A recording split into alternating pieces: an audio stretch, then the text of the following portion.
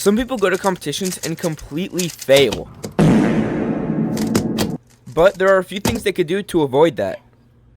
So that's why today I'm going to be telling you guys 5 things you need to be doing before every official solve. Now this first one is really simple, and it's just have a pre-solve routine. This could be, stretching your fingers out a little, doing a T-perm, breathing a little,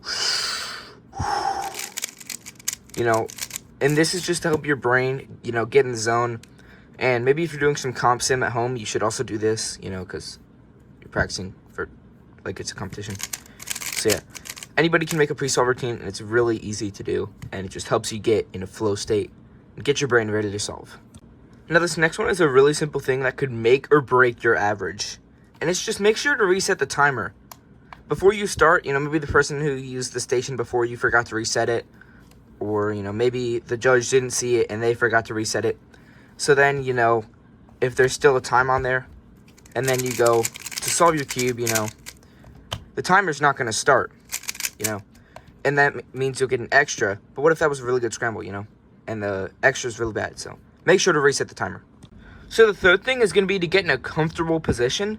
And if you're uncomfortable, you're probably going to be noticing that the whole solve.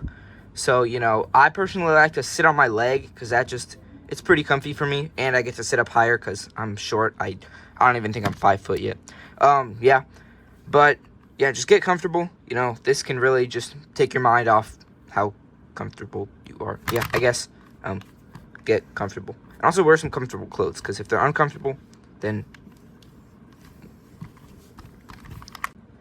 So the fourth thing is just to forget the last solve. And this was really helpful for me during my PR Pyraminx average, where my first solve was a DNF, and then my second solve was a 4.1, which a DNF is not good for anybody, and a 4.1 is not too good for me.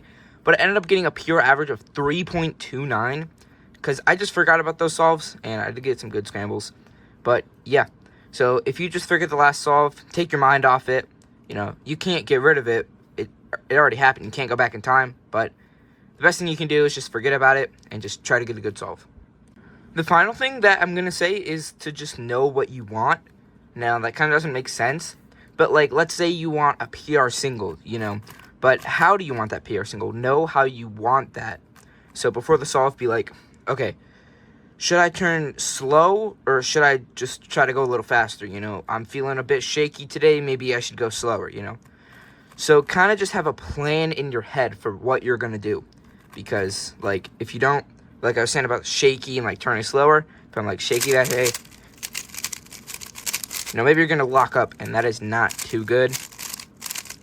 So, try and just have a plan before you solve. Doesn't have to be too deep, but just, wait, the auto alarm on this cube is insane. Oh, yeah, subscribe, guys.